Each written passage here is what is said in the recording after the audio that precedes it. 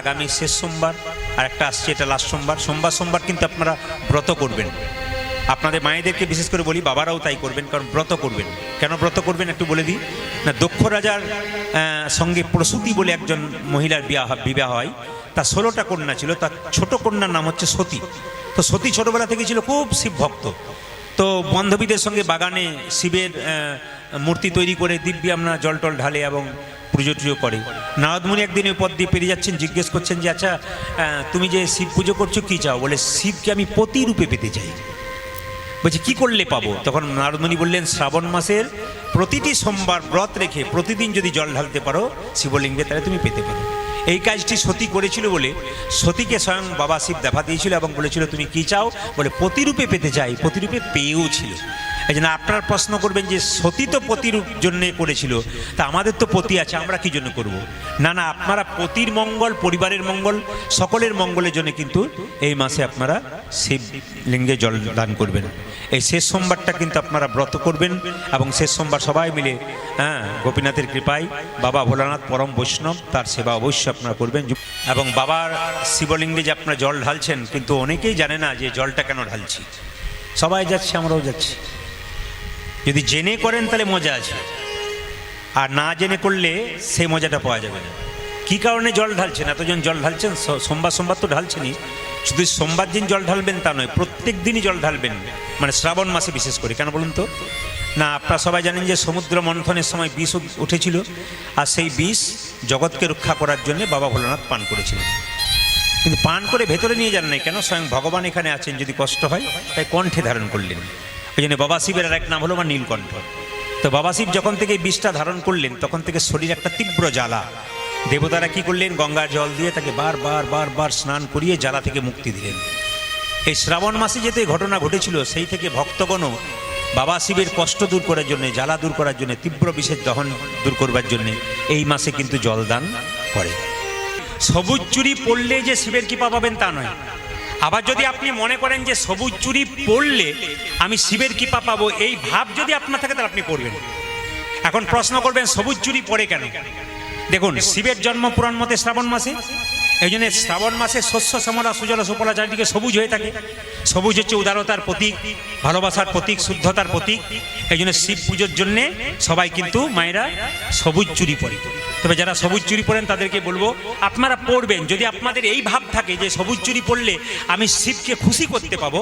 বিশ্বাসে মিলায় বস্তু তর্কে বোধ। বিশ্বাস যদি থাকে আপনি নিশ্চয়ই পড়বেন, এতে কোনো বাধা নেই, শাস্ত্রে কোনো জায়গায় নাই। যদি বিশ্বাস হয় পড়বেন। তবে এক জায়গায় বলছে যে সবুজ চুড়ি শুক্রবার বা রবিবার পড়লে ভালো হয়, সকালে বা বিকালে পড়লে ভালো হয়। শুধু কি সদবা মেয়েরা পড়বে? যারা বিয়ে হয়নি তারা পড়বে না? সবাই পড়বে। তবে সবুজ চুড়িটা পড়বার আগে ভগবানের শিবের এবং পার্বতীর চরণে দিয়ে তারপর পড়তে হয়, এটা নিয়ম। স্বামী স্ত্রীর সম্পর্ক কিন্তু ভালো রাখবেন। যে সংসারে স্বামী স্ত্রীর সম্পর্ক ভালো নয়, ওখানে কৃষ্ণ কোনো মতে আসতে পারে না। ভগবান বলেছেন যেখানে শান্তি আছে সেখানে আমি আছি, যেখানে শান্তি নাই সেখানে আমি নাই। আপনার স্বামী স্ত্রীতে কলহ করবেন, বিবাদ করবেন, সংসারটাকে আগুনে জ্বালাবেন, কৃষ্ণ কোনোদিন আপনাদের বাড়ি আসবে না। আচার্য বিনোভাবে বলে একজন পণ্ডিত বলেছেন যে where there is faith there is love. যেখানে বিশ্বাস সেখানে ভালোবাসা। দুজনের মধ্যে বিশ্বাস থাকতে হবে, তবে ভালোবাসা জন্মাবে। খুব সুন্দর কথাগুলো শুনবেন, বড় বড় পণ্ডিতের কথা। স্বামী স্ত্রীর মধ্যে যদি বিশ্বাস থাকে নিজেকে, একজন একজনকে, তাহলে আপনাদের ভালোবাসাটা পাকা হবে। আর where there is love there is peace. যেখানে ভালোবাসা সেখানে শান্তি। আর where there is peace there is God. যেখানে শান্তি সেখানে ভগবান। তা আপনার বাড়িতে শান্তি নেই, আপনার ভগবান আসবে কি করে? ওই জন্য মনটাকে শান্তি করতে গেলে এখানে আসতে হবে। এই ফাঁকে কয়েকটা কথা বলে দিই। আমি এক জায়গায় পড়ছিলাম, খুব ভালো কথা, যে মেয়েদেরকে মানে স্ত্রীকে 3 জায়গায় ছাড়বেন না। কথাগুলো মাথায় রাখবেন, বড় বড় পণ্ডিতের কথা। স্ত্রীদেরকে 3 জায়গায় ছাড়তে নাই, 3 জায়গা থেকে। তোর স্ত্রী খুব অসুস্থ, আপনি বাইরে কাজ করছেন, সেই সময় স্ত্রীর সঙ্গ আপনি দেবেন। তার কি প্রয়োজন কি না, স্বামীকে তার সঙ্গে থাকতে হয়। অসুস্থ অবস্থায় স্ত্রীকে ছেড়ে কোথাও যাবেন না, তার সঙ্গ দেবেন। পয়সা দেওয়াটা কিন্তু বড় কথা নয়, আমি বারবার বলবো। কীর্তন শোনাটা বড় কথা। কীর্তন শুনতে এসে পয়সা দিয়ে দিলেন, ওটা বিরাট কিছু হয়ে গেল, আমি কিছু মনে করছি না। কীর্তন শুনতে এসে কীর্তন শুনুন, শেষে দেবেন, এগুলো ডিস্টার্ব হয়। পয়সা দেওয়াটা একবারে বড় কথা নয়, কিন্তু আপনার শেষে দেবেন। কীর্তনটা শোনার কথা। তাহলে অসুস্থ অবস্থায় স্ত্রী যখন অসুস্থ, আপনাদের কি নিমন্ত্রণ করা হয় নাই নাকি? ওখানে দাঁড়িয়ে আছেন, ভেতরে বসুন। ওরকম করে পুরুষ মানুষরা যারা আসে আর যায় তাদের জন্য, মেয়েদের দাঁড়ানোর নিয়ম নয়। বাসে মেয়েরা দাঁড়ালে কোনো পুরুষ মানুষ তাকে বলে একটু সিট দিয়ে দিই, কেন? তারা দাঁড়িয়ে আছে, আপনারা দাঁড়িয়ে থাকবেন কেন? হরে কৃষ্ণ। আপনি মা হয়েছেন, অপরাধ নেবেন না। মাটি যদি হয় খাঁটি, তবে সন্তান কিন্তু ভালো হবে, ফসল ভালো হবে। তা মা যদি দাঁড়িয়ে কীর্তন শোনে, আপনার ছেলে তো ভবিষ্যতে দেখবেন এরকম দাঁড়িয়ে দাঁড়িয়ে কীর্তন শোনার কাছ থেকে নিতাই গৌর হরিবোল হয়ে যাবে। আপনি যেমন হবেন, আপনার থেকে তো মাটি তৈরি হয়েছে, মাটি থেকে সন্তান তৈরি হয়েছে। আপনি ভালো হন, দেখবেন কাজ আছে। আর যদি মনে করেন যে আপনার বাড়িতে এখন কাজ আছে, এখনই গিয়ে করতে হবে কিছু, তাহলে অসুবিধা নেই, নিতাই গৌর হরিবোল। রাধে রাধে মায়েরা, রাধে। তাহলে প্রথম অবস্থায় কি বললাম? মায়েদেরকে স্ত্রীদেরকে অসুস্থ অবস্থায় ছেড়ে যেতে নেই। আপনার টাকা দরকার, কাজে যাবেন, কিন্তু সময় দেবেন স্ত্রীকে বেশি। 2 নম্বর, সবাই শুনবেন মায়েরা, সমাজ বা পরিবার যদি আপনার স্ত্রীকে কলঙ্ক দেয়, আপনার স্ত্রীর নামে আপনার সামনে খারাপ কথা বলে, আর যদি জানেন যে আপনার স্ত্রী কোনো খারাপ কাজ করেনি, অবশ্যই ভালো আপনার বিশ্বাস আছে, আপনি সেই সময় আপনার স্ত্রীকে ছেড়ে যাবেন না, বলবেন কেউ থাক আর না থাক, আমি তোমার পাশে আছি। এটা কিন্তু আপনাকে কথা দিতে হবে, তবে কিন্তু শান্তি আছে। 3 নম্বরটা কি বলুন তো? স্ত্রীদেরকে খুব প্রয়োজন ছাড়া পরপুরুষের সঙ্গে ছাড়বেন না। আমার কথা নয় কিন্তু, পণ্ডিতদের। হয়তো আপনি অসুস্থ আছেন, আপনার স্ত্রী একা আছে, কোনো পুরুষের সঙ্গে তাকে যেতে হবে, কিন্তু বারবার আপনি কোনো পরপুরুষের সঙ্গে বারবার ছাড়বেন, এ কিন্তু মহা অপরাধ করছেন। ভবিষ্যতে কিন্তু আপনাকে তার মাসুল দিতে হবে। এগুলো মহাজনদের কথা, শুধুমাত্র আপনার সামনে বললাম। বাবারা যারা আছেন, আগেকার বাবারা, তারা তো সাই দেবেনি, কারণ তারা জানেন এগুলো অতীব যত্নের কথা, এগুলোকে ধরে রাখতে পারলে কাজ আছে। জয় রাধে।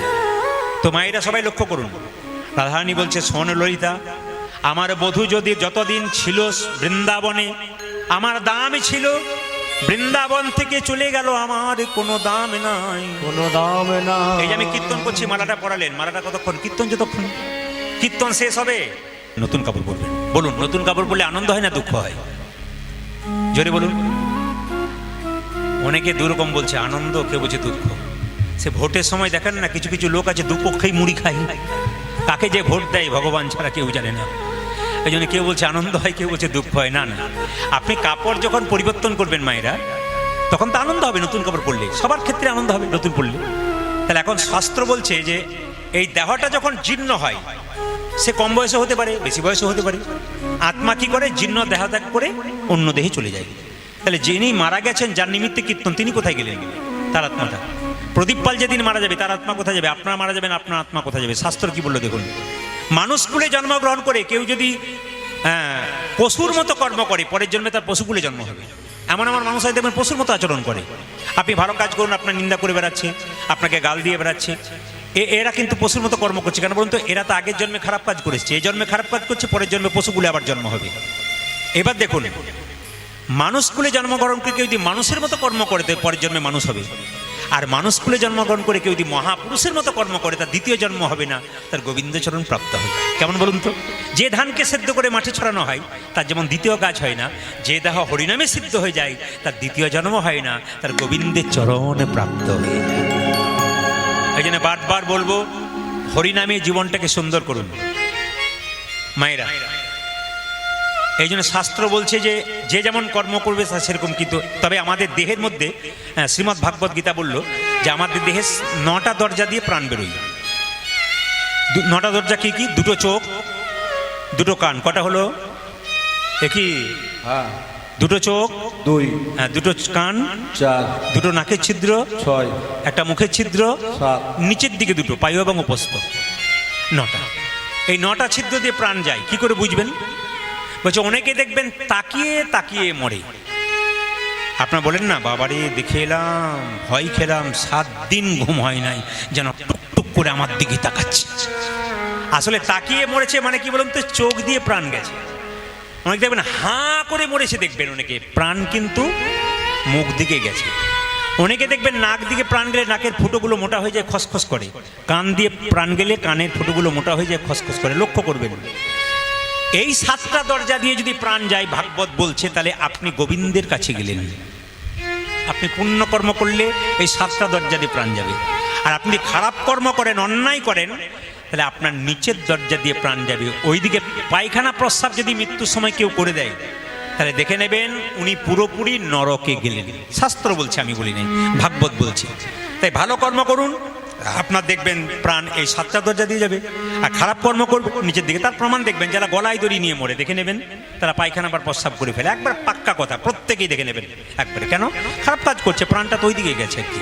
এই জন্য ভালো কর্ম করুন, জীবন সুন্দর হবে। জীবন তো খুব ছোট, এই ছোট্ট জীবনটাকে খারাপ জিনিসে ব্যবহার করবেন না, ভালো জিনিসে ব্যবহার করুন, আপনার জীবন সুন্দর হয়ে যাবে। রাধারানী কেঁদে কেঁদে বলছে, আমার বেঁচে থেকে কি লাভ আছে? মায়েরা বলে না, চলে গেল, বেঁচে থেকে কি লাভ আছে, আমাকে একটু বিষ এনে দে বলে। রাধারানী কেঁদে কেঁদে বলছে, আমাকে বিষ এনে দে। সো যদি তে জল কাজ কি এ হো জীবনে, সো যদি তে জল কাজ কি হো জীবনে, সো যদি তে জল কাজ কি এ হো জীবনে, আজি যদি তে জল কাজ কি হো জীবনে, আনহ সখী গরল করি রাসে, আরে কিবা আজি আনন্দে গরল করে রাতে, আজি কিবা আনহ সখী গরল করি রাসে, আরে কিবা আজি আনন্দে গরল করে রাতে, আনন্দে কিবা আমায় দে দে গরল এনে দে, আমায় দেবে গরল এনে দে দে, দে গরল এনে দে, আমায় দে দে গরল এনে দে দে, গরল খেয়ে টানতে জীব, দে দে গরল এনে দে, গরল খেয়ে টানতে দে দিব গরল এনে দে দে, আনহ সখী গরল করি দাসে, আরে কিবা আজি আনহ সখী গরল করে রাতে, আজি কিবা আনহ সখী গরল করি গ্রাসে, আরে কিবা আজি সখী গরল করে রাতে, আজি কিবা। আমি যখন মরে যাব না, আমাকে আগুনও পোড়াবি না, জলেও ভাসাবি না। কি করব? নীরে নাহি দাহবি, অনলে নাহি দাহবি, আজি নিরে নাহি দাহবি, অনলে নাহি দাহবি, নীরে না দাহবি, অনলে নাহি দাহবি, আজি নিরে নাহি দাহবি, অনলে নাহি দাহবি, রাখবি তরু তমাল ডালে, আরে আজি রাখবি তনু তোমার ডালে, আজি কিবা রাখবি তরু তমাল ডালে, আরে কিবা আজি রাখবি তরু তোমার ডালে, আজি কিবা আমায় তমাল ডালে বেঁধে রাখবি, তোমার ডালে বেঁধে রাখবি, তমাল ডালে বেঁধে রাখবি, আমায় তোমার ডালে বেঁধে রাখবি, মরিলে আমারও দেহ তমাল ডালে বেঁধে রাখবি, মরিলে আমার দেহ তোমার ডালে বেঁধে রাখবি, মরিলে আমারও দেহ তমাল ডালে বেঁধে রাখবি, উদরে মরিলে আমার দেহ তোমার ডালে বেঁধে রাখবি, রাখবি তরু তমাল ডালে, আরে কিবা রাখবি তনু তোমার ডালে, আরে কিবা। মায়েরা, তমাল গাছে বাঁধবে কেন মায়েরা? কৃষ্ণের গায়ের রং আর তমাল গাছের রং একই রং। এই জন্য বলছে তমাল গাছে বাঁধবি কেন বলিস তো?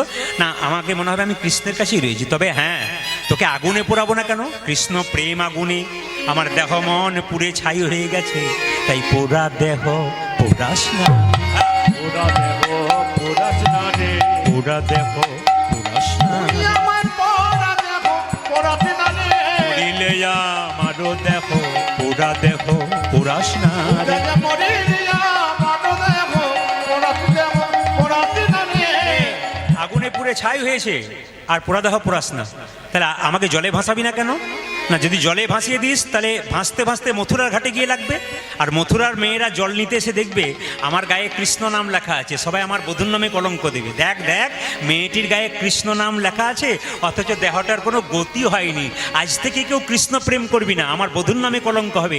আঙ্গুল দেখিয়ে সবাইকে বলবে কৃষ্ণ প্রেমের এই কি রীতি, কৃষ্ণ প্রেমের এই কি রীতি, কৃষ্ণ প্রেমের এই কি রীতি, কৃষ্ণ প্রেমের এক রীতি। মরা দেহের হয় না গতি, কৃষ্ণ প্রেমের এই কি রীতি, পূজাতে মরা দেহের হয় না গতি, কৃষ্ণ প্রেমের এক রীতি।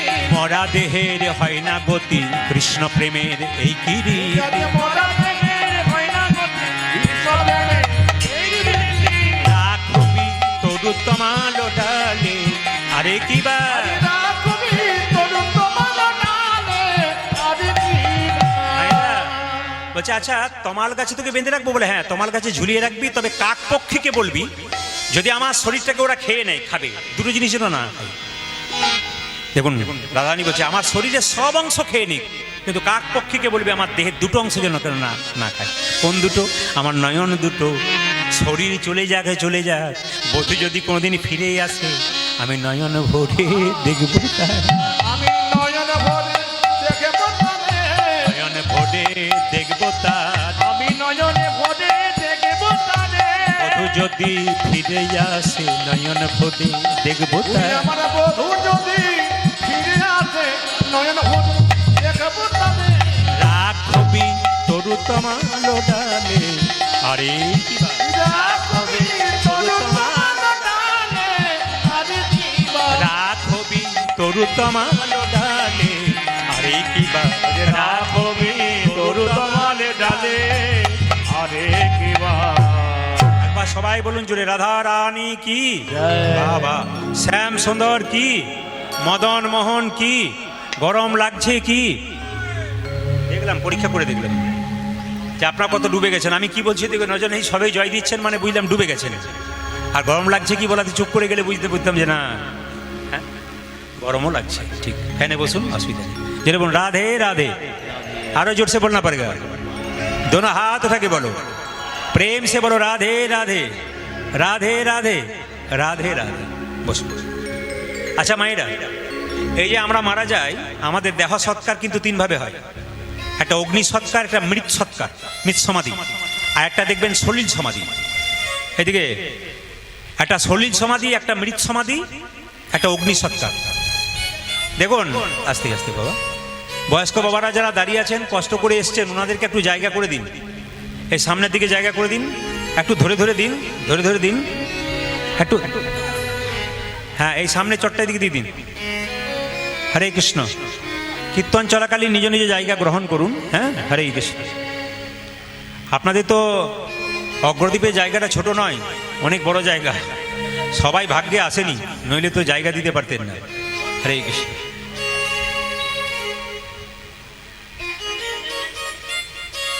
একবার জোরে উলুধ্বনি দিন। পয়সা কেউ দিতে আসবেন না কীর্তন চলাকালীন, কীর্তন চলাকালীন কেউ টাকা পয়সা দেবেন না, কীর্তন শেষে দেবেন। আর যদি কেউ বাড়ি যান তবে না দিয়ে যাবেন না, দিয়ে তারপর যাবেন আর কি। জোরে জোরে রাধে রাধে, আরো জোরসে বললে পড়েগা। বেশ বেশ বেশ বেশ বেশ বেশ বেশ, হ্যাঁ হ্যাঁ হ্যাঁ, মন দিয়ে শুনবেন। আমাদের দেহটাকে দেখুন, ইনি আস্তে মা, আস্তে আস্তে আস্তে আস্তে, এই যে বসুন বসুন। যারা কথা বলবেন ইশারার মাধ্যমে কথা বলবেন, মন দিয়ে শ্রবণ করবেন।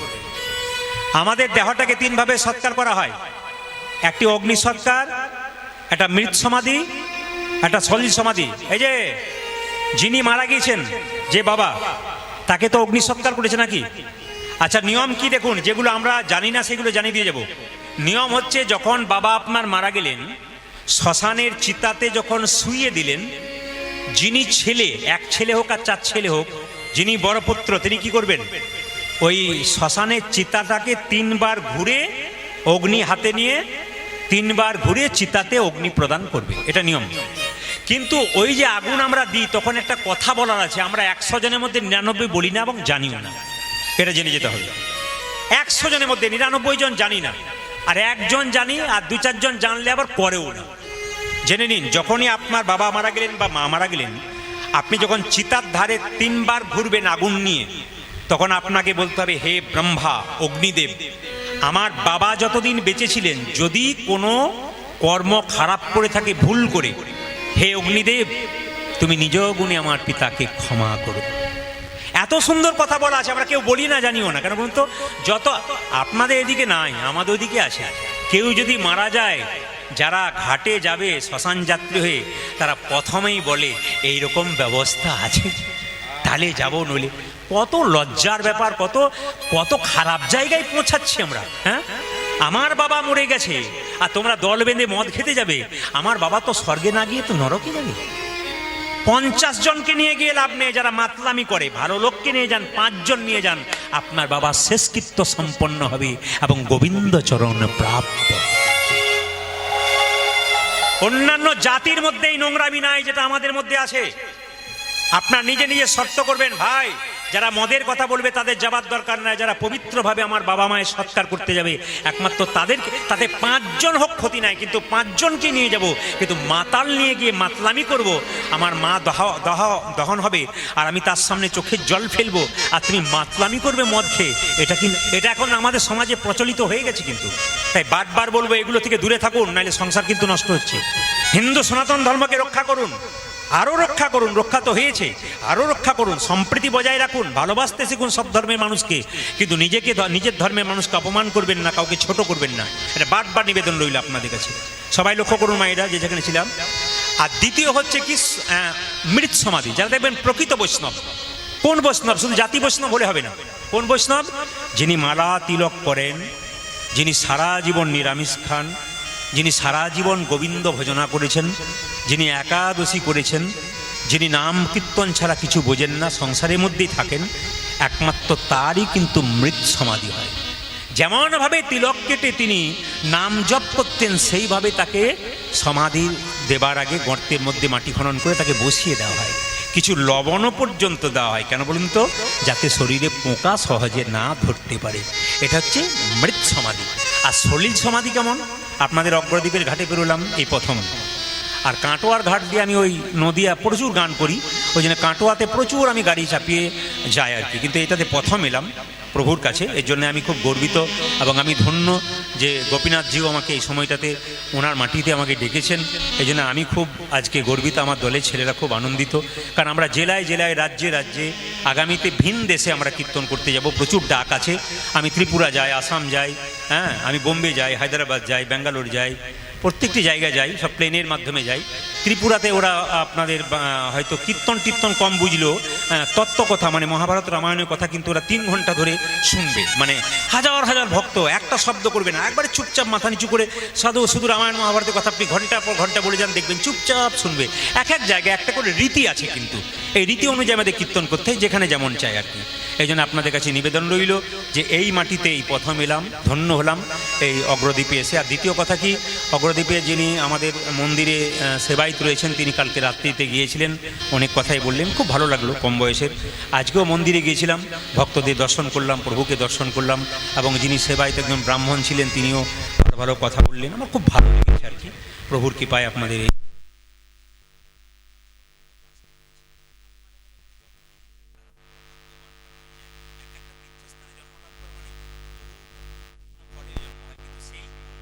করবেন না, অন্তত গোবিন্দের নাম করবেন। একটা প্রমাণ দিয়ে দিই আপনাদের, যেমন পুরী জগন্নাথ মন্দিরে কোনোদিন যদি যান, তাই দেখবেন পুরীতে ওখানে যারা চাকরি করে, ব্যবসা করে, ওরা সারাদিন জগন্নাথের নাম করতে সুযোগ পায় না, বা ভগবানের মন্দিরে যেতে সুযোগ পায় না। একটা সময় কিন্তু ওরা যাবেই।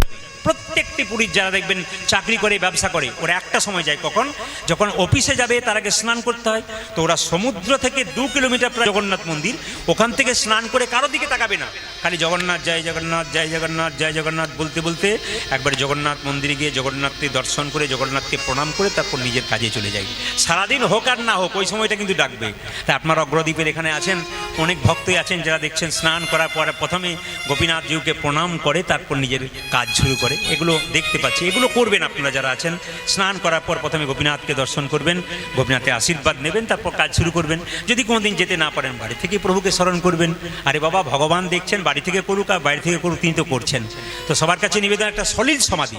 যেমন নদীতে 2টো নৌকা, পরপর দুটো নৌকা একবার সেটিং করা আছে, নৌকার উপরে কিন্তু মৃতদেহটা চাপানো আছে। মাঝ নদীতে গিয়ে দুটো নৌকা সরে গেল আর মৃতদেহটা জলে পড়ে গেল। এটার নাম সলিল সমাধি। এটা আমাদের ভারতবর্ষের উত্তরে পাওয়া যায়, এদিকে কিন্তু এটা পাওয়া যায় না, ভারতবর্ষের উত্তরে দেখতে পাবেন। তো যাই হোক, রাধারানী কেঁদে কেঁদে বলছে, আমি এক যুগে কাঁদিনি, আমি 4 যুগে কেঁদেছি। তাই তিনি 4 যুগের কথা বলছেন। কেঁদে কেঁদে দিন কেটেছে, আমি গানের মাধ্যমে বলে দেবো, ব্যাখ্যা করতে গেলে সময় লাগবে। কেঁদে কেঁদে দিন কেটেছে, আমি এমনি হত ভাগিনী, 4 যুগে আমি যোগ মন্দ ভামিনী। আজ 4 যুগে আমি বড় মন্দ ভাগিনী। ওগো 4 যুগে আমি বড় মন্দ ভাগিনী। কেঁদে কেঁদে দিন কেটেছে, এমনি হত ভাগিনী, 4 যুগে আমি বড় মন্দ ভামিনী। আজ 4 যুগে আমি বড় মন্দ ভাগিনী। ওগো 4 যুগে আমি বড় মন্দ ভাগিনী। সত্য যুগে সতী সুখে ছিলাম সত্য নারায়ণী, দুর্বাসারি অভিশাপে হলাম মর্তবাসিনী। তেতায় ছিলাম রাম ঘরণী, জনক নন্দিনী, কৈকেয়ীর দোষে মাগো হলাম মর্তবাসিনী। মায়েরা, দাপরেতে ছিনু আমি আয়ান ঘরণী, ননদিনী দোষ দিল মা হলাম কলঙ্কিনী।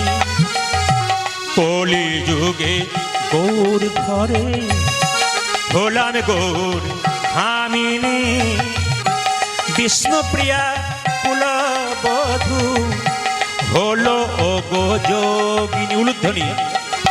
কেঁদে কেঁদে দিন কেটেছে, এমনি হত ভাগিনী। আজ 4 যুগে আমি বড় মন্দ ভাগিনী। ওগো 4 যুগে আমি বড় মন্দ ভাগিনী। ও আজ 4 যুগে আমি বড় মন্দ ভাগিনী। রাধারানী কেঁদে কেঁদে বলছে, বিন্দে বলছে, বিন্দে বলছে, রাই তুই কাঁদছিস কেন? বিন্দেকে দেখে বলছে, ওগো বিন্দে, বলে কি, এনে দে মাধব। আপনারা মাথুর লীলা শুনছেন, অনেকে আমাকে বারণ করেন প্রায় জায়গাতে, মাথুরটা করবেন না, খুব কঠিন লীলা, কিন্তু অন্য কিছু করুন। তো কোনোটাই কঠিন নয় যদি সহজ করে বোঝানো যায়। পরিষ্কার জেনে রাখবেন, কোনো জিনিসই কঠিন নয় যদি সহজ করে বোঝানো যায়। কোনো গানই কঠিন নয় যদি সহজ করে বোঝানো যায়। একটু পদগুলো লক্ষ্য করবেন, আপনারা বুঝতে পারবেন। রাধারানী কেঁদে কেঁদে বলছে, বিন্দে এনে দে মাধব, এনো না ও মাধব, এনে দে মাধব, ধরি তব পাই। এনে দে মাধব, এলো নয় মাধব, এনে দে মাধব, ধরি তব পাই। মায়েরা, এনে দে মাধব, এনো না মাধব, এনে দে মাধব, ধরি তব পাই। বিন্দে বলছে তোর মাথা খারাপ হয়ে গেছে, একবার বলছে এনে দে মাধব, একবার বলছে এনো না মাধব। এ তোর কিরকম কথা বলছে? কথার মধ্যে পেঁয়াজ আছে। রাধারানী বলছে, আগে শোন ভালো করে, এনে দে মাধব, এনো না উমাধব। উমা মানে দুর্গা, ধব মানে পতি, আর মাধব মা মানে পৃথিবী, ধব মানে পতি। তাহলে যিনি পৃথিবীর পতি, এনে দে মা মানে পৃথিবী, ধব মানে পতি, পৃথিবীর পতি গোবিন্দকে। এনো না উমা ধব, উমা মানে দুর্গা, আর দুর্গার পতি শিব। আমি একে চাই না, এসবই অনন্য মাধব, এনো হে মাধব। আজ এনো না মাধব, এলো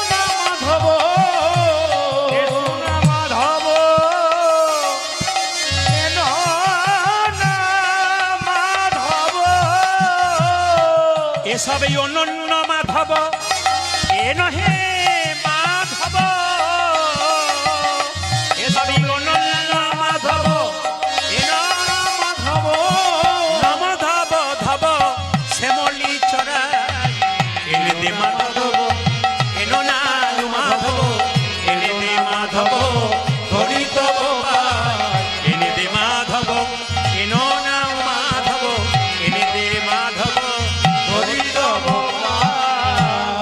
বেশ বেশ বেশ, একটা শর্ত, ধৈর্যং করু ধৈর্যং, ধরে যাও করো ধরে যাও। সব জিনিসের ধৈর্য দরকার। ধৈর্যের ফল মিষ্টি আর অধৈর্যের ফল টক। এই জীবনে যার ধৈর্য আছে তার জীবনে শান্তি আছে, যার ধৈর্য নেই তার শান্তি নেই। মায়েরা কিছু মনে করবেন না।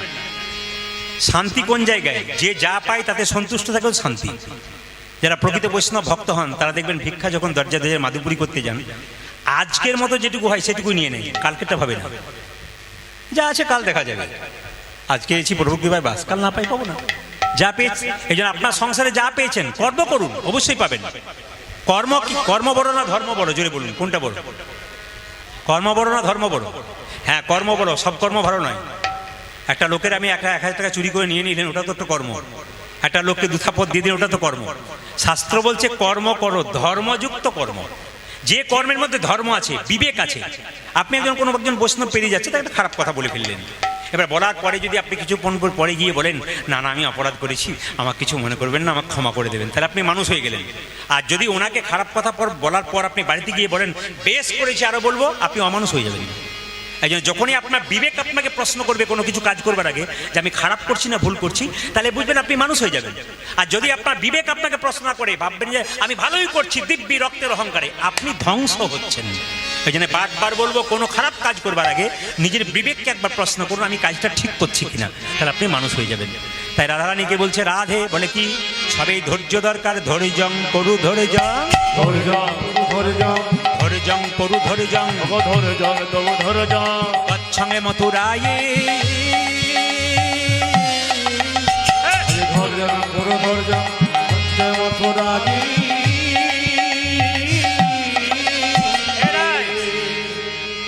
আমি যেতে পারি, তোর এই কাঁদা বদন দেখবো না।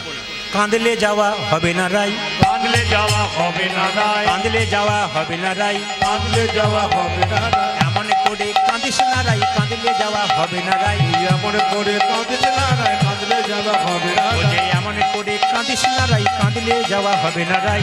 এমন করে কাঁদলে না রায়, কাঁদলে হবে না রাই। মায়েরা এদিকে বলছে, কাঁদলে কিন্তু যা হবে না, চুপ করে বসে থাক। মায়েরা সবাই লক্ষ্য করুন। এখন রাধারানীকে প্রণাম করে যখন চলে যাচ্ছে বিন্দেদুতি, হঠাৎ পেছন ফিরে এলো। যেই না পেছন ফিরে এসছে, রাধারানী বলছে, হ্যাঁ রে তুই পেছন ফিরে এলি কেন? ও মায়েরা, আপনার ছেলে যদি বাইরে যায়, আপনাকে প্রণাম করে চলে গেল, হঠাৎ করে আবার ফিরে আসছে, আপনি বলবেন না, আরে কিছু ভুলে গেছিস নাকি? এইদিকে এইদিকে এইদিকে, কিছু ভুলে গেছিস নাকি? তো রাধারানী বলছে, হ্যাঁ রে বিন্দে কিছু ভুলে গেলি? বলছে, না না, বৃন্দাবনে যখন গোবিন্দ ছিল তখন একটা দস্তখত লিখেছিল, কাগজে একটা জিনিস লিখেছিল, কি? সোনরাই গরবিনী, আমি যে তোমার প্রেমের ঋণী, তোমারই নারীরাম সুদিতে, মনে করি বারবার সুদিব প্রেমের ধার, তাই হবে আমায় আবার জনমিতে। ওই কাগজটাতে বলছে, তো আমার গোবিন্দকে আনতে হবে, তো কাগজের কি দরকার আছে? আস্তে আস্তে আস্তে আস্তে আস্তে গোবিন্দকে আনতে হবে, তার জন্য কি কাগজে কি দরকার? বলছে, শোন, এখানে ছিল রাখাল, ওখানে রাজা। যে সাইকেলে চেপে যেত লটারি টিকিটে টাকা পেয়ে, সে যদি একটা মানে কি বলে 10 লাখ টাকা গাড়িতে যাবে, তার কি সাইকেলের কথা মনে থাকবে? মনে থাকবে না। এখানে রাখাল হয়েছে, রাজা হয়েছে, যদি তোর কথা না মনে পড়ে থাকে, আমি কি প্রথমেই দেখাবো? দেখাবো না, আমি ভালোই ভালোই বলবো, যদি আসে তো ভালো। বলছে, শোন, হ্যাঁ আমি এই কাগজটা আমাকে দিয়ে দিই। বলছে, তোকে বলেছিল সোনরাই গরবিনী, আমি যে তোমার প্রেমের ঋণী, তোমার ঋণে নারী নাম সুদিতে, মনে করি বারবার সুদিব প্রেমের ধার, তাই হবে আমায় আবার জনমিতে। আবার জনমি ওগো রাধে, জগতে তোমার প্রেমের ঋণ শোধ করতে পারলাম না। করতে পারলাম না। লেখা ছিল ওই কাগজে, যেদিন কলিযুগে গৌর হব, সেদিন আমি কি করব জানো? মাথায় বাঁধব নামা বলি, কাঁধে নেব ভিক্ষার ঝুলি। ওগো মাথায় বাঁধিব নামা বলি, কাঁধে নেব ভিক্ষার ঝুলে।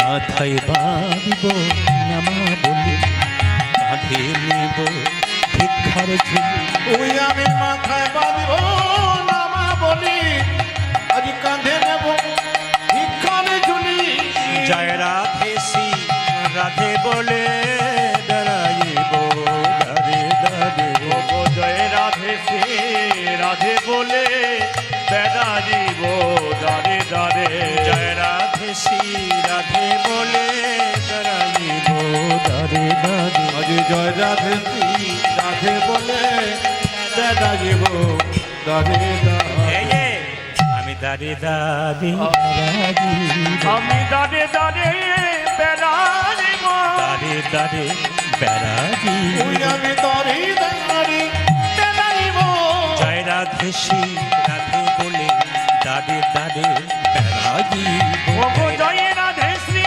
রাধে বলে রাধে দয়া কর বলে রাধে শ্রী রাধে বলে রাধে দয়া কর বলে জয় রাধে শ্রী রাধে বলে ওগো রাধে দয়া করো বলে জয় রাধে শ্রী রাধে বলে বেড়াইব দাদে দাদে জয় রাধে শ্রী রাধে বলে বেড়াইব দারে দারে জয় রাধে শ্রী রাধে বলে বেড়াইব দাদে দাদে রাধা রানী কি জয় হো শ্যাম সুন্দর কি জয় হো। মদন মোহন কি জয় হো ভাইরা, ঘর থেকে বেরোনোর সময় কয়েকটা শুভ কাজ করলে যাত্রা ভালো হয়।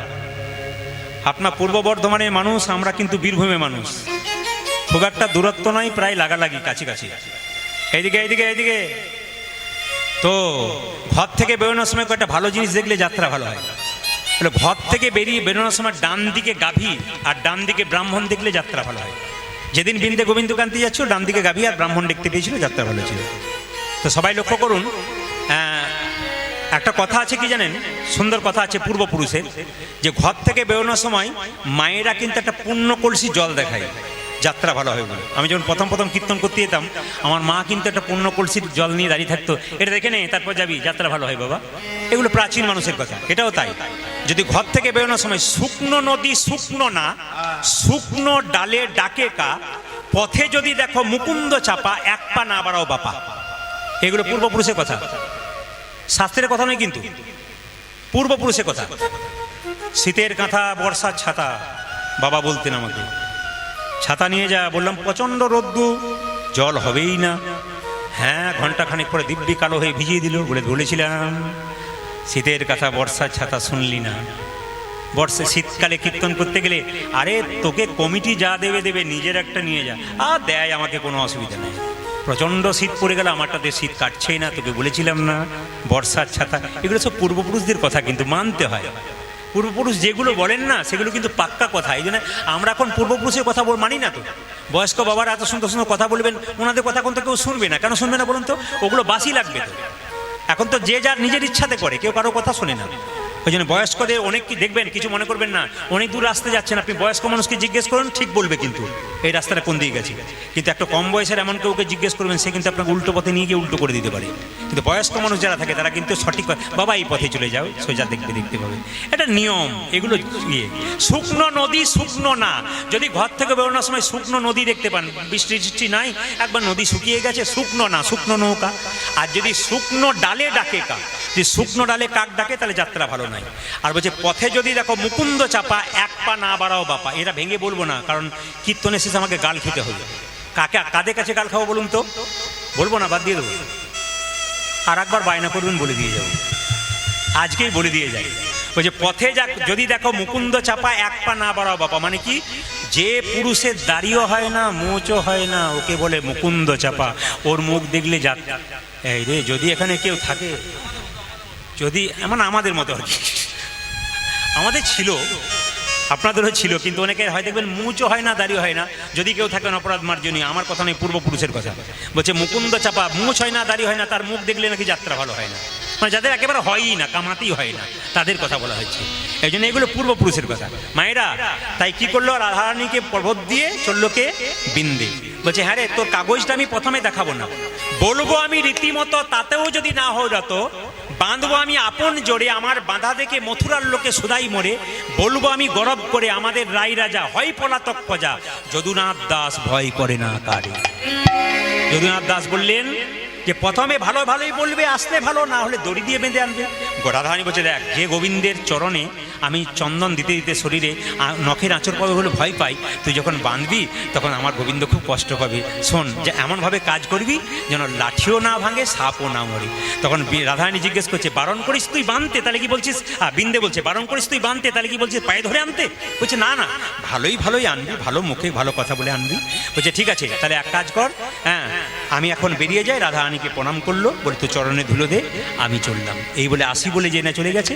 ওগো রায় প্রবোধিয়া শ্রীহরি বলিয়া, রায় কি বলিয়া শ্রীহরি বলিয়া, রায় প্রবোধিয়া শ্রীহরি বলিয়া, রায় কবধিয়া শ্রীহরি বলিয়া, দুটি চলে রাজ পথে চলে যায়, দুটি চলে রাজ পথে চলে যায়, দুটি চলে রাজ পথে চলে যায়, দুটি চলে যায় রাজপথে চলে যায়। যাত্রা কালে যদি সুমঙ্গল দেখি ঘাবড়ে উড়িছে মাথে, যাত্রা কালে যদি সুমঙ্গল দেখি ঘাবড়ে উড়িছে মাথে, আমার যাত্রা ভালো, যাত্রা ভালো, যাত্রা ভালো, আমার যাত্রা ভালো, মথুরা নগরে যাত্রা ভালো, মথুরা নগরে যাত্রা ভালো, ও যে মথুরা নগরে যাত্রা ভালো, ও মথুরা নগরে যাত্রা ভালো, যাত্রা ভালো, যাত্রা ভালো, মথুরা নগরে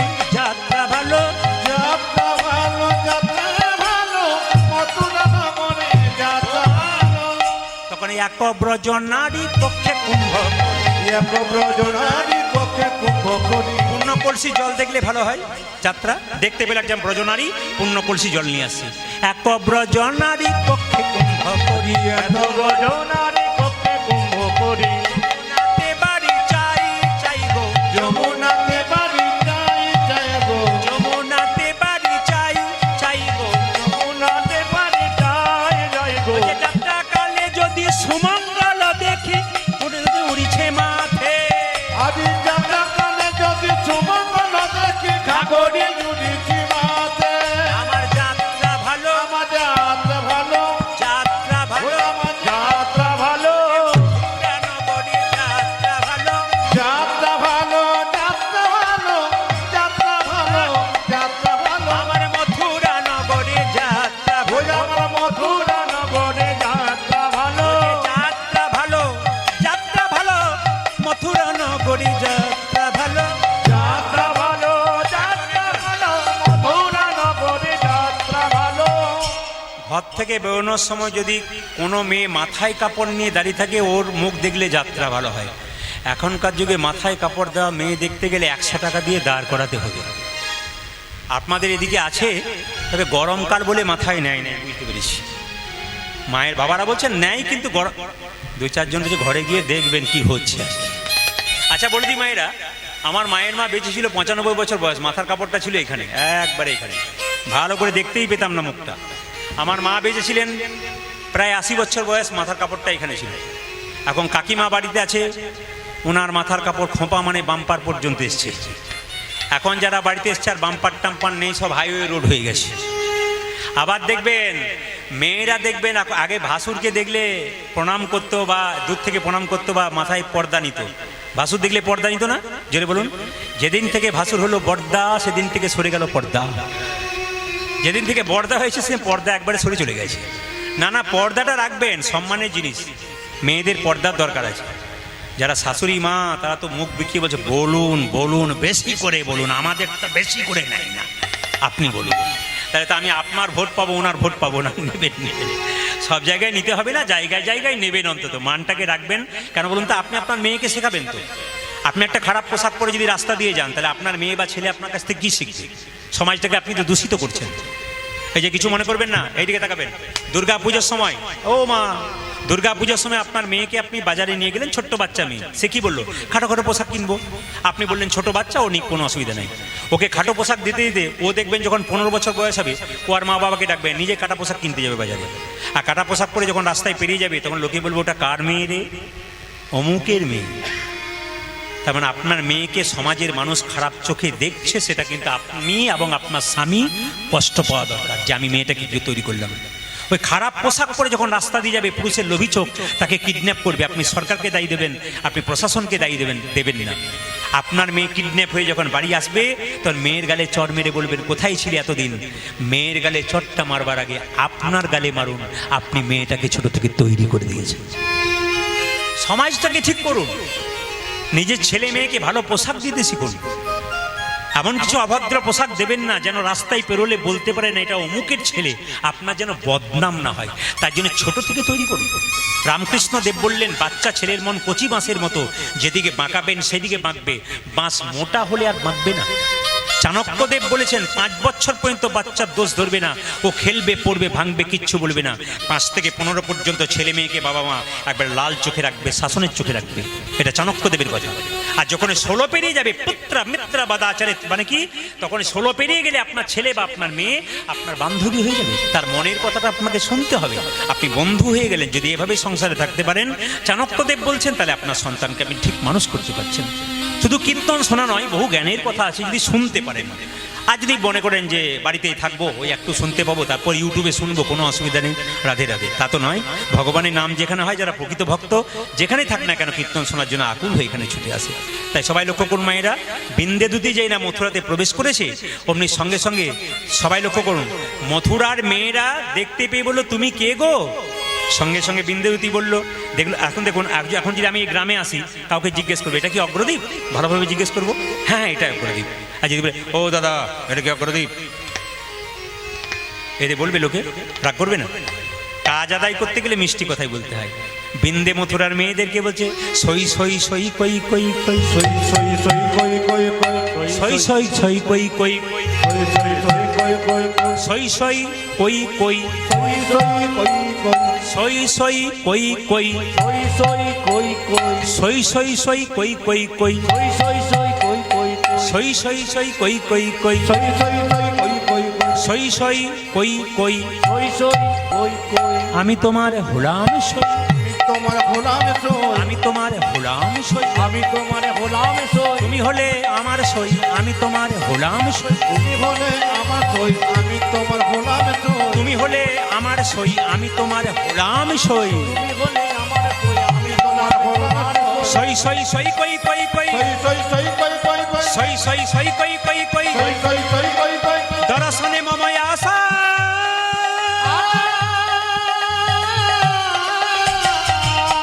গোকুলানন্দ কহে ওই যাহ যাহ ওই যে উচ্চ বাসা।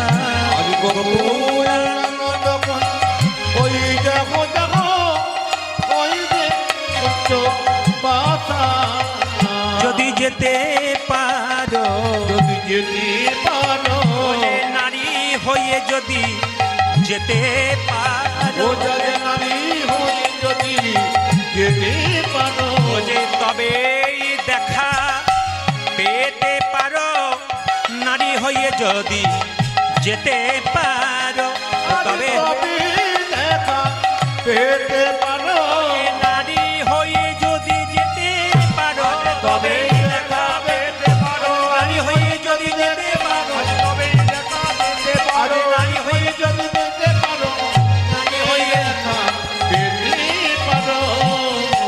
যদি নারী হয়ে যেতে পারো তার দিতে পারো। বলছে আমাদের রাজাকে তুমি নারী হয়ে দেখা করবে, কোনো পুরুষ দেখা করতে পারে না।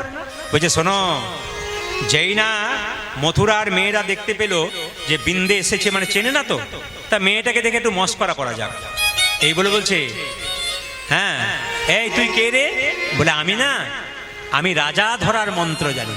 রাজা ধরার মন্ত্র, বলছে হ্যাঁ দেখবে তোমাদের রাজাকে আমি ডাকবো। মায়েরা কৃষ্ণ কিসে খুশি হয় একটু আগে বললাম, জোরে বলতো, হ্যাঁ বাহ।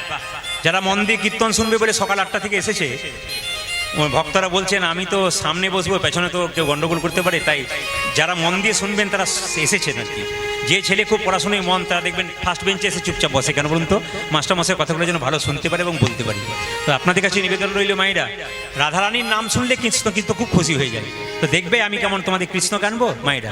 বৃন্দাবন বিলাসিনী রাধে জয় রাধে, অগরমণি কুটমণি জয় রাধে রাধে। উলুধ্বনি জয় জয় রাধে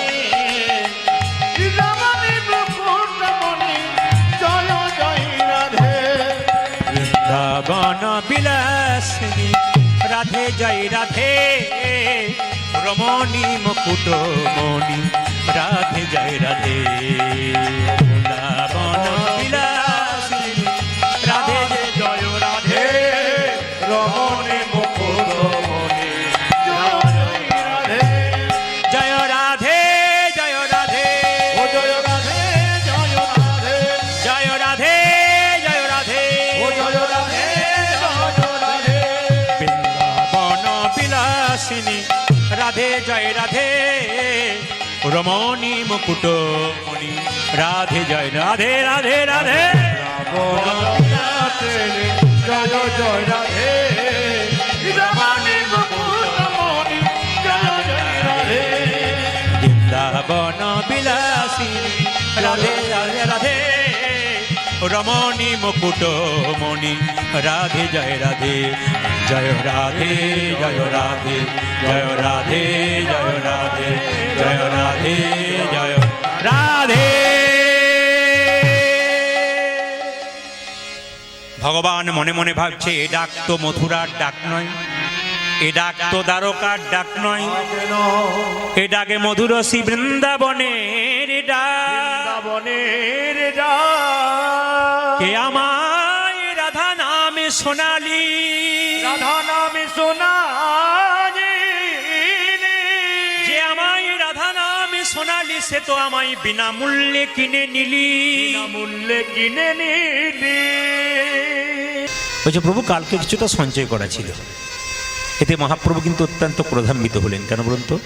সন্ন্যাসীর স্বভাব কিন্তু সঞ্চয় নয় মায়েরা, সন্ন্যাসীর স্বভাব কিন্তু কোনো মতেই সঞ্চয় নয়। তাই তিনি বললেন তোমাকে আমি এক পক্ষকালের জন্য ত্যাগ করলাম। এত কাকুতি মিনতি করলো চরণে ধরে, আমাকে এমনভাবে ত্যাগ করবেন না, আমাকে বঞ্চিত করবেন না আপনার কৃপাতে। কিন্তু মহাপ্রভু শুনলেন না। তোমাকে রাখলে আমার সঞ্চয়ে মনোভাব তৈরি হবে, তাই তোমাকে আমি রাখবো না, তুমি চলে যাও, যথাসময়ে তোমার সঙ্গে আমার দেখা হবে। তো এখানে থাকতে থাকতে একদিন গোবিন্দ ঘোষ যখন ভোরবেলায় স্নান করতে গেছেন, তখন জলের মধ্যে একটা কালো কাঠের মতো তার শরীরে বারবার ধাক্কা দিচ্ছে। ওটাকে কালো কাঠ ভেবে উনি কি করেছেন, পাড়ে রেখে দিয়েছেন। যখন ফিরে এসছেন রাত্রিবেলায় ভগবান বিষ্ণু স্বপ্ন দিচ্ছেন, ওটা কালো কাঠ নয়, ওটা পাথর, ওটা তুমি বাড়িতে নিয়ে এসো এবং ওটা মূর্তি তৈরি করো, স্বয়ং মহাপ্রভু তোমাকে দেখা করবে। পরের দিন যখন স্নান করে বাড়িতে প্রবেশ করছেন, তখন দেখছেন মহাপ্রভু দরজায় দাঁড়িয়ে আছে, কৃপা করবার জন্য দাঁড়িয়ে আছে। তিনি বললেন এটা থেকে তুমি একটা মূর্তি তৈরি করো। আশ্চর্যের ব্যাপার, কোথা থেকে এক শিল্পী, অপরিচিত শিল্পী এসে সে মূর্তিটা তৈরি করলেন। এবং মহাপ্রভু গোবিন্দ ঘোষকে এখানে গোপীনাথের সেবার দায়িত্ব কিন্তু দিলেন। তখন থেকে গোবিন্দ ঘোষ কিন্তু সেবা করতে করতে গোবিন্দ ঘোষ ঠাকুর হয়ে গেলেন, কিন্তু পরিচিতি ঘোষ ঠাকুর। এবং তিনি বহু শিষ্য তৈরি করলেন এবং তিনি বিবাহ করলেন। বিবাহের পর একটি ছোট্ট শিশু সন্তান, পুত্র সন্তান হলো।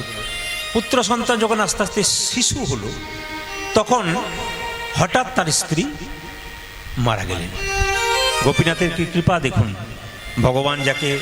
ভগবানকে যে ডাকে তাকে মাঝে মাঝে পরীক্ষা করে দেখে, ধাক্কা দিয়ে দেখে। ভেঙে গেলে হবে না, যদি কেউ ভেঙে যায় তাহলে নেতাই গৌর হরি বল। এই জন্যে তিনি ভেঙে পড়লেন। কারণ বলুন তো, শিশু গোপীনাথের, পুত্র গোপীনাথের সেবা করবে না মূর্তি গোপীনাথের সেবা করবে? তা পুত্র গোপীনাথের সেবা করতে করতে মূর্তি গোপীনাথের সেবা কিন্তু কমে যায়। হঠাৎ একদিন গোপীনাথের কি কৃপা দেখুন, কৃপাই বলুন আর যাই বলুন, পুত্র সন্তানটিকে কেড়ে নিলেন। একটি মাত্র পুত্র চলে যাবার পর তিনি বিছানাতে শুয়ে পড়লেন আর প্রতিজ্ঞা করলেন, আমি না খেয়ে খেয়ে নিজেকে আত্মবিসর্জন দিয়ে দেবো। একদিন রাত্রিবেলায় মহাপ্রভু স্বপ্ন দিলেন, আচ্ছা তুমি তো আমার বাবা, এক বাবার যদি দুটো ছেলে থাকে, একটা ছেলে যদি মরে যায়, তবে একটা ছেলেকে কি সেবা দেবে না? কিন্তু খুব কষ্ট পেয়ে সেদিন গোবিন্দ ঘোষ বলেছিলেন যে প্রভু, আমার নিজের সন্তান যদি থাকতো, আমার মৃত্যুর পর আমার সাধ্য কাজ করত। আমার মৃত্যুর পর সাধ্য কাজ করবে কে? ভগবান গোপীনাথ বললেন, আমি তোমার সাধ্য কাজ করব, আমি তোমার সাধ্য কাজ করব। তারপর থেকে তিনি গোপীনাথের সেবা করলেন। বৃদ্ধ বয়স হয়ে গেল, তিনি যেদিন চলে গেলেন, তারপর নিজে কিন্তু গোপীনাথ বাবার শ্রাদ্ধ পালন করেছিলেন। তার প্রমাণ তো আপনারা দেখতে পাচ্ছেন। যদিও আমি এখানে এসে জানলাম যে আসল মন্দির ছিল গঙ্গায়, আস্তে আস্তে ডুবে গেছে, ওখান থেকে পুষ্প সমাধি এখানে আনা হয়েছে। তো চৈত্র মাসের মধু কৃষ্ণা একাদশীতে প্রায় লক্ষ লক্ষ ভক্তের সমাগম এখানে হয়। যেখানে এত ভক্তের সমাগম হয় সেই জায়গাটা তো তীর্থস্থান, কত ভক্তের পদধূলি এখানে পড়ে। আপনারা বড় ভাগ্যবান যারা এই মানে গোপীনাথের এখানে আছেন। তো আমি বারবার আপনাদের নিবেদন করব যে আপনারা এত সুন্দর একটা তীর্থস্থান আছেন যেখানে হরিনামের ধ্বনি হবে, সেখানে অন্তত সকাল সকাল কাজ ছেড়ে একটু গৌর গোপীনাথের গোবিন্দের নাম শ্রবণ করুন। কারণ তিনি আছেন এখানে, আর তার নাম যদি এখানে হয় আর তার নাম থেকে কাজ করতে করতে যদি বঞ্চিত হন তা ঠিক নয়। আপনার সকাল সকাল কাজ সেরে অন্তত গৌর গোবিন্দের কথা আপনারা শ্রবণ করুন। সবাই মিলে বলুন গোপীনাথ জিউ কি, গোপীনাথ জিউ কি, গোপীনাথ জিউ কি। মহাপ্রভু চলে গেছেন, আস্তে মহাপ্রভু সন্ন্যাস নিয়ে চলে গেছেন মায়েরা। ভক্তগণ কাঁদছেন। কে কে কাঁদছেন? যিনি চলে গেছেন, যার নিমিত্তে কীর্তন গান, তিনি চলে গেছেন। যেদিন তিনি মারা গিয়েছিলেন গ্রামে কি সবাই কেঁদেছিল? কারা কেঁদেছিল? যার সঙ্গে তার রক্তের সম্পর্ক ছিল বা সম্বন্ধ ছিল, তারা কেঁদেছিল। মহাপ্রভু চলে গেছেন বলে সবাই কাঁদছেন, কিন্তু কেউ কেউ বেশি করে কাঁদছেন। কাঁদিছেন অদ্বৈত, আর কাঁদিছেন আমার অদ্বৈত, কাঁদিছেন অদ্বৈত, কাঁদিছেন অদ্বৈত, শিবাস গদাধর, কাঁদিছেন অদ্বৈত, কাঁদিছেন অদ্বৈত, শ্রীবাসে গদাধর।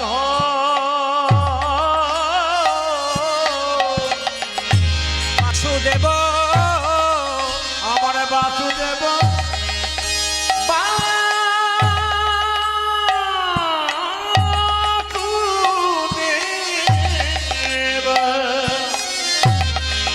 আমার দত্ত কাঁদে,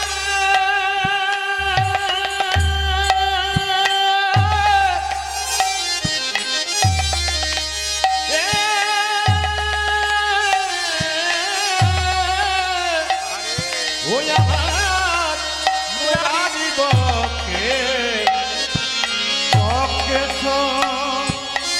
কাঁদে রে,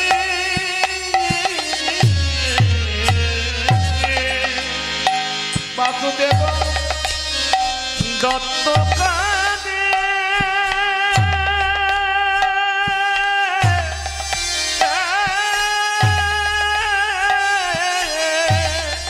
ওই আমার মুরারি বকে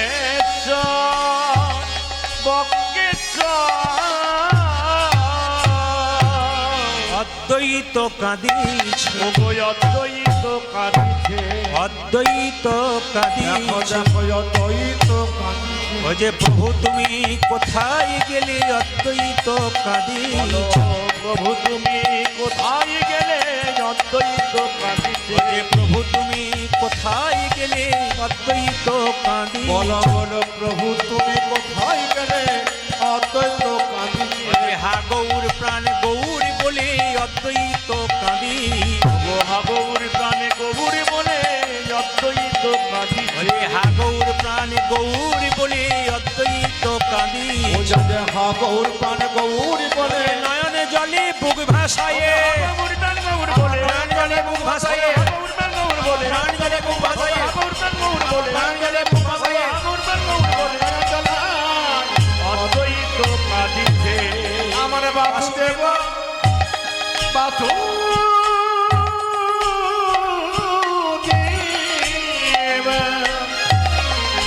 আমার দত্ত কাঁদে,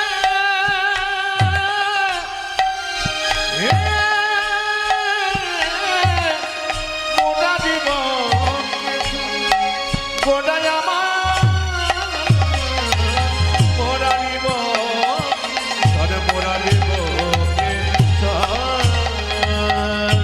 ভক্তগণ কেঁদে কেঁদে বলছি কোথায় বা গেলে হে।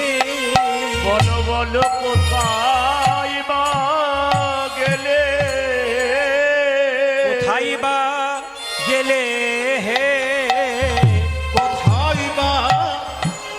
গেলে হে ভক্তগণকে কাঁদাইয়ে কোথায় বা গেলে হে ওই আমার ভক্তগণকে কাঁদাইয়ে বলো কোথায় বা গেলে হে সোনার নদে আধারি করে কোথায় বা গেলে হে ওগো সোনার নদে আধার করে কোথায় বা গেলে হে সোনার নদে আধারি করে কোথায় বা গেলে হৃদয় ওই আমার সোনা নদী আধার করে বলো কোথায় বা গেলে হে গৌর প্রাণ গৌর বলে বলে কোথায় বা গেলে ওগো হাগর প্রাণ গৌর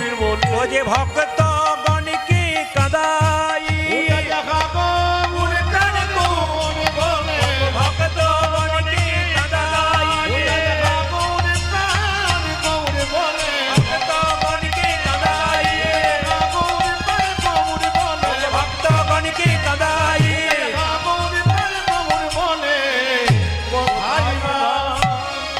গেলে হে সংসারের জন্যে কেঁদো না, কাঁদবে যদি তবে ভগবানের জন্যে কাঁদো। ভগবানের জন্যে কাঁদো ছেলের জন্যে কাঁদবে, মেয়ের জন্যে কাঁদবে, শেষে ছেলে মেয়ে প্রশ্ন করবে তুমি আমার জন্য করেছো কি?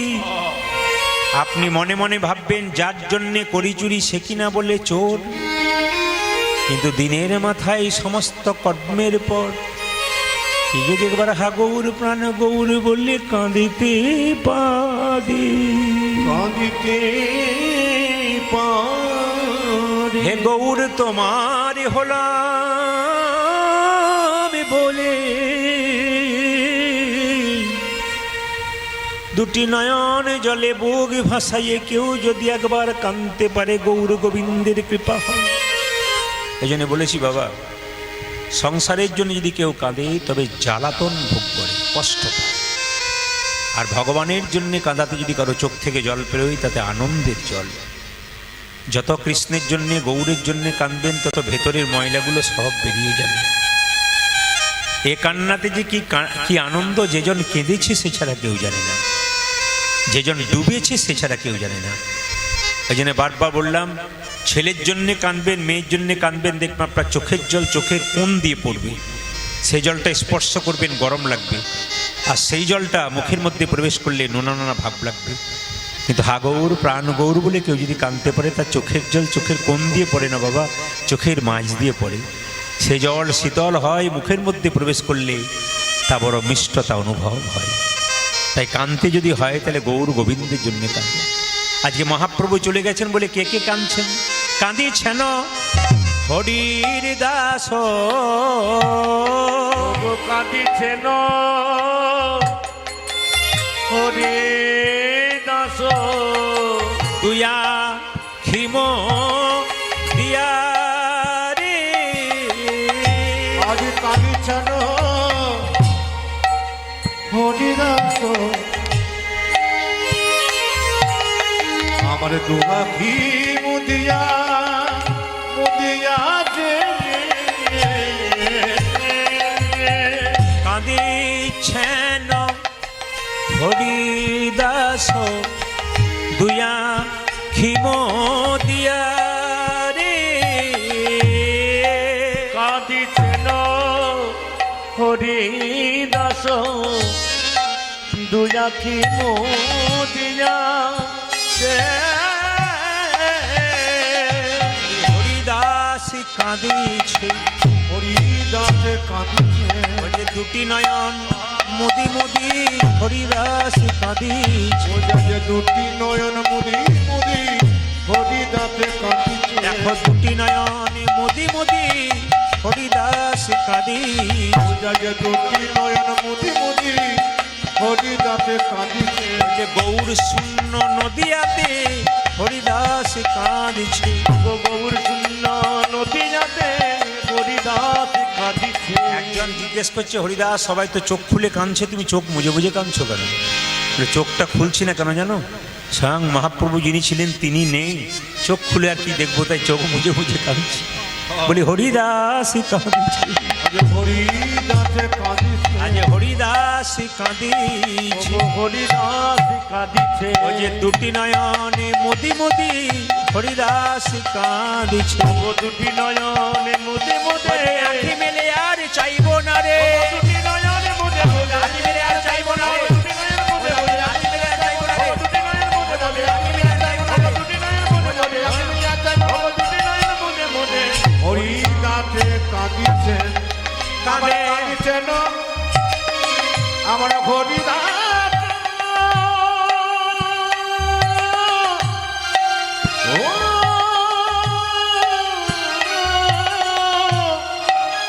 ওই আমার মোদিয়া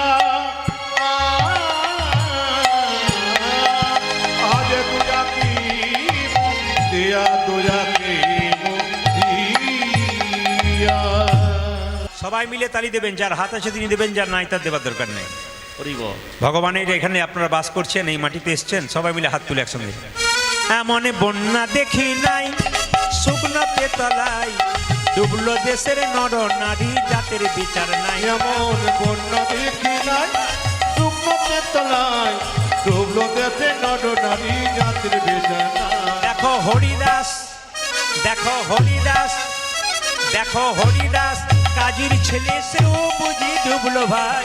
হরিদাস দেখো হরিদাস, দেখো হরিদাস, কাজীর ছেলে সেও বুঝি ডুবে গেল। হরিদাস দেখো হরিদাস, কাজীর ছেলে সেও বুঝি ডুবলো ভাই। হরিদাস কাজীর ছেলে সেও বুঝি ডুবে গেল।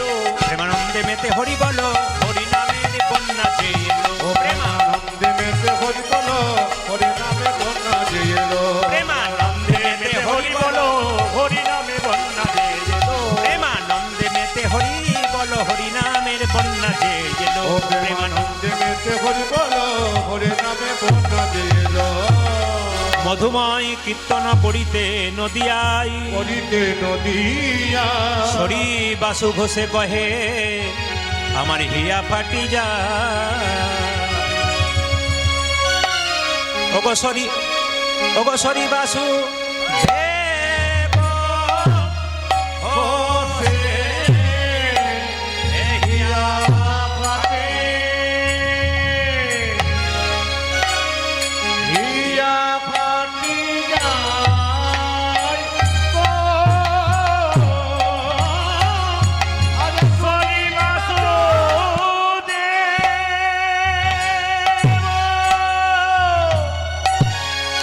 ও গে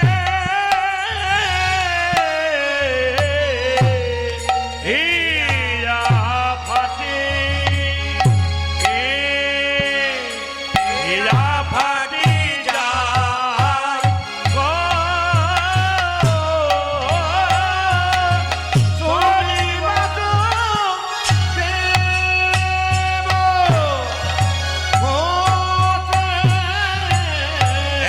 হিয়া ফাটি, হিয়া ফাটি যায় রে। হরি বাসুদেব আহে হিয়া ফাটি হিয়া ফাটি যায় গো